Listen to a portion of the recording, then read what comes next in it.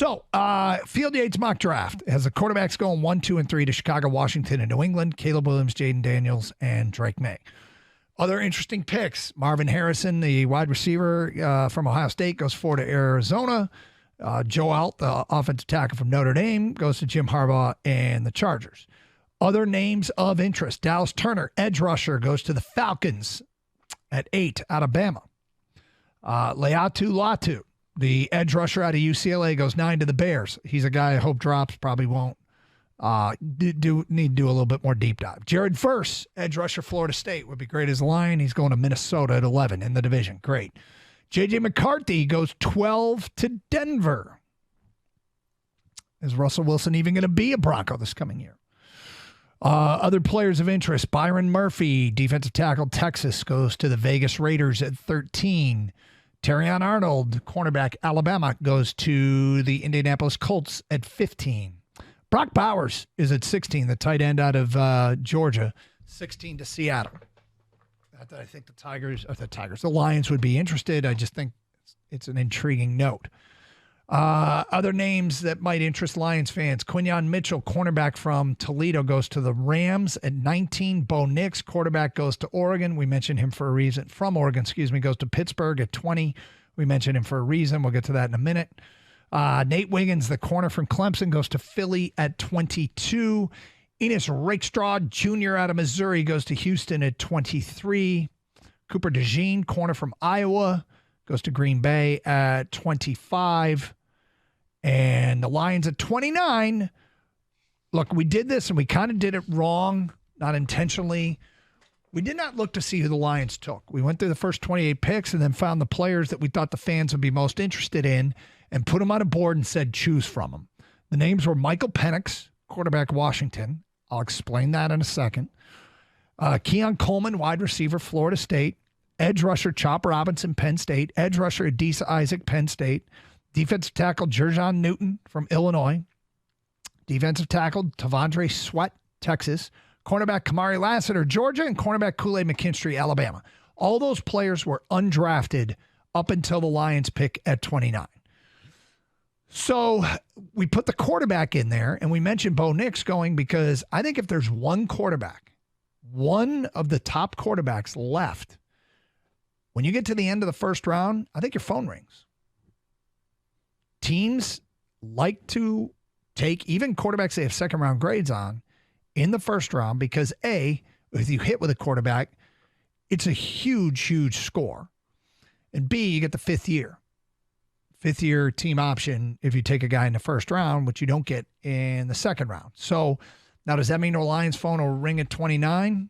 Are people going to try and jump in front of Baltimore at 30?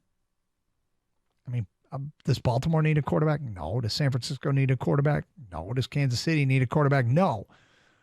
But if a team won't trade with Detroit, or if a team wants to make a trade, they might call Detroit. So Michael Penix is on the board. And we would accept trade out candidates, trade into the second round. So we asked people who they wanted. The number one answer was actually split between Chop Robinson, edge rusher, Penn State, Kool-Aid McKinstry, cornerback, Alabama. Okay. Split right down the middle. Same number of votes. They were tied for first. The second most popular response was trade out. Trade out at 29. 12% of people said that. The third most popular response was Jerjon Newton, the defensive tackle out of Illinois. I'll tell you what did get a bunch of responses. That was Keon Coleman. And we shouldn't dismiss it. I included him in the list because of familiarity, big wide receiver. You can make the case that they could need a wide receiver. I wouldn't. But could Brad Holmes take Keon Coleman at 29 if he's on the board? Damn right he could. Now, after the Lions pick, Lassiter, the corner from Georgia, went 30 to Baltimore. Nobody else that we mentioned got moved. Look, mock drafts set an expectation, and they're pretty much guessing games. So it's unfair that they set expectations. But if I'm going to tell you, you could trade into the second round and have your shot at Chop Robinson, Adisa Isaac, Jerjon Newton, Tavondre Sweat, Kool-Aid McKinstry, and have a shot at both of them in the second round, I think you'd take it. I think most people would. Now, what we don't know is what people do after the Lions select. but I do find it really, really interesting. Corner, edge rusher, 2 most popular responses. Trade out, the 3rd most popular response. Keon Coleman got some love. 248-539-9797.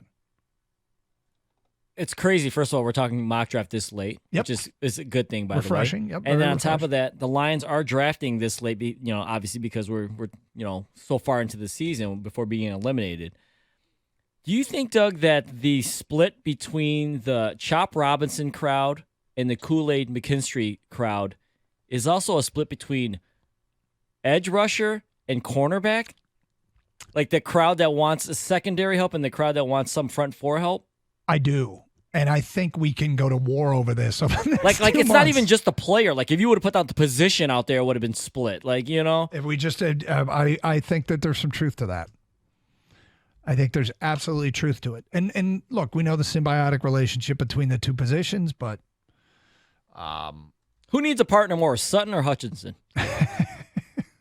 I know Holmes doesn't like pairing things, but that's how everybody else is. I will say I'm kind of interested to ask Brad Holmes that very question. Who needs a dance partner more? Yep. Well, we got 71 days to do it for the actual draft.